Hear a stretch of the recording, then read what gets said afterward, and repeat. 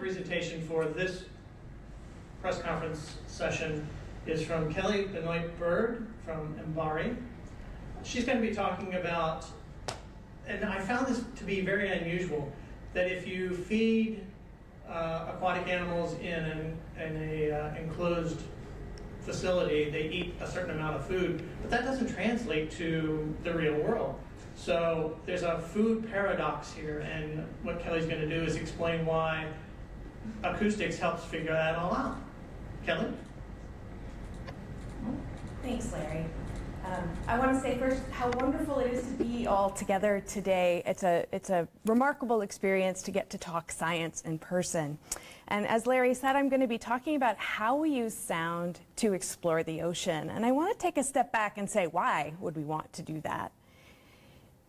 You've probably heard that we should really call our planet ocean because 2/3 of the ocean, the Earth's surface is covered by water, but that's really only scratching the surface. If we think about the parts of our planet that are habitable, there's only a really thin crust of the geosphere and a thin layer of the atmosphere that can support life. But in the ocean, life exists from the surface to nearly 7 miles deep.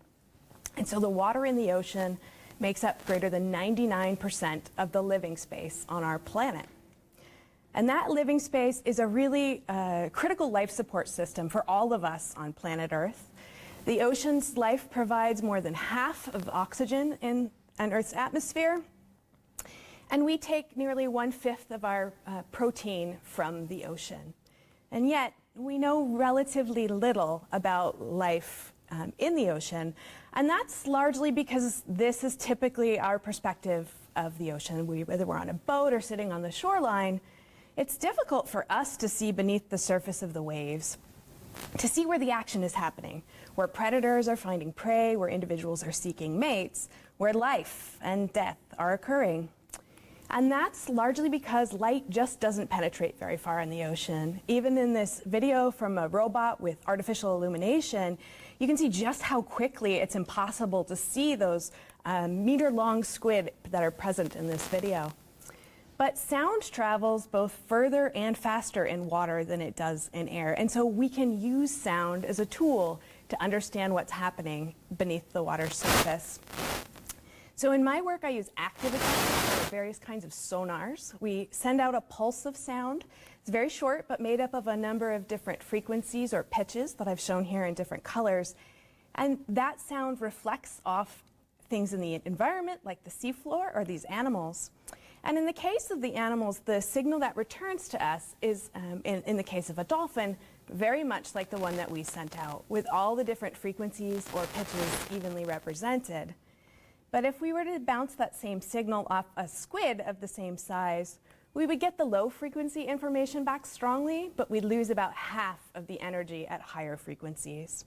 And that's quite different than the tiny krill that these animals are eating, where we only get the high frequency information back. So by combining these different frequencies, we can say something about which animals are there, where they were in the water column, how many of them there were, and how large they were, which we can really use to address questions about life at sea.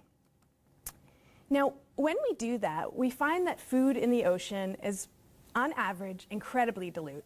Even the coastal ocean, which we think of as a food-rich habitat, only about 2 particles out of every million particles of water is food. So you can think of that as being the equivalent of about a few grains of rice in a cubic meter of water.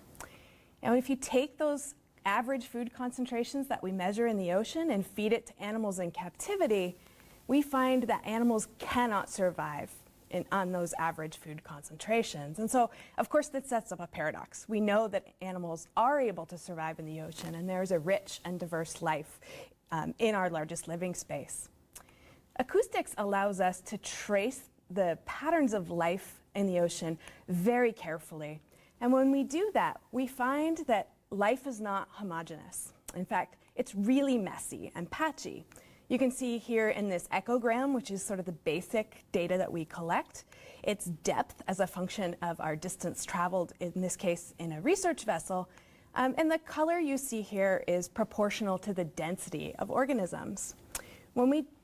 You can see that there are hotspots in red and areas in white where we have absolutely no animals. And so that average concentration that we measure doesn't really exist. You either hit the hotspot of small schools of anchovy in this case, or swarms of krill, or you hit empty water.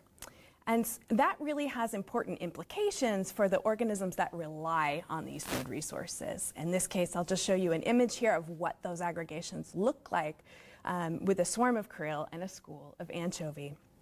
When we use acoustics, tracking, passive listening, and other techniques, we find that these patches of plenty are really critical to how animals are able to make their living. They aren't feeding on the average food concentrations, they're focusing on these rich resources. And that's also true for human fishers. This image off the coast of Central California, all of those dark areas are dense aggregations of anchovy that were triggered by an upwelling event, and this was an important focus for the fishery during this time period. And so these changes in the distribution of organisms affect their accessibility to predators. And animals, we know, of course, cannot survive on the average food concentrations in the ocean. But these approaches that we're using with acoustics and other tools to capturing the important scales of life beneath the ocean surface are proving to us that animals do not survive on the average concentrations of food. And in fact, we rarely see those averages. Instead, we see these really small scale hotspots that are important for structuring life in the ocean, affecting animal behavior, the trophodynamics, as well as the sequestration of carbon and the cycling of nutrients. So thank you. Thank you, Kelly. Now I'm hungry. You talk about the concentration, particularly of the krill and the anchovies, and then how it affects the fishermen. But could we also interpret that a group of predators might be going to these hotspots as well, and is that just a Well, they are absolutely focusing on these hotspots. For each different kind of organism, there's probably a different mechanism by which they find and choose those patches, but that they do is a really general phenomena, and I include human fishers as one of the ocean's predators. That's probably a good choice. We have a question from the webcast. Is this surprising? Is it comparable to how life is distributed on land?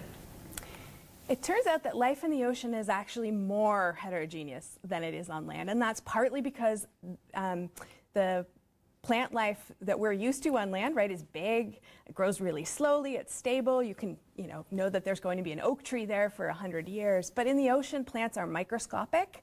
They turn over incredibly quickly. They have lifespans of days or hours, and they're constantly moving with the water. And so that really leads to a wide scale of spatial patterns and very heterogeneously distributed resources. With the knowledge of these hotspots, does that help aid management of marine resources? Absolutely. I think understanding these processes is critical to how we make management decisions. We've long been using these kinds of tools, acoustics, to make stock assessments, to assess how many fish are in the ocean, but it matters where those fish are and how they're distributed to determine how they interact with humans as well as the other animals that are relying on them. It also has big implications for us trying to mitigate our actions and making choices about where we undertake certain activities and at what times. If we can avoid those areas where hotspots are occurring, we can reduce our impact even with the same human activities. That's great. Last question, what kind of density, and this is coming from the webcast, what kind of density are we talking about? How much of the ocean is comprised of these rich areas? So we have found these hotspots everywhere in the ocean we've looked, from the surface to the deep sea, from the tropics to the poles. It really is a critical feature that we find in ocean ecosystems. Most of these aggregations that we're talking about are at the scale of the room that we're in today, a conference room sized scale. They're not very large, but then those can sometimes be clustered together into larger scale features. But thinking about that, it's the difference in this room between having a single bucket of popcorn, movie theater popcorn, a single kernel is about the same caloric equivalent to us as a krill. But Imagine if that krill wasn't collected for you in a bucket like it would be in one of these hotspots, but instead was spread out the entire volume of this room, and you have to swim around while it tried to get away from you, of course, competing with everyone else sitting here to acquire that single bucket of popcorn. You'd be pretty hungry at the end of the day. I'm looking around for the popcorn now. That's great. I appreciate you stopping by and talking to us about this. It does seem like it would be a great way to help manage how we're impacting the ocean. And so congratulations on your research, and I hope to see more of it soon. That ends Kelly's presentation. We're going to have one more. We're going to take a little break and get set up for the next one.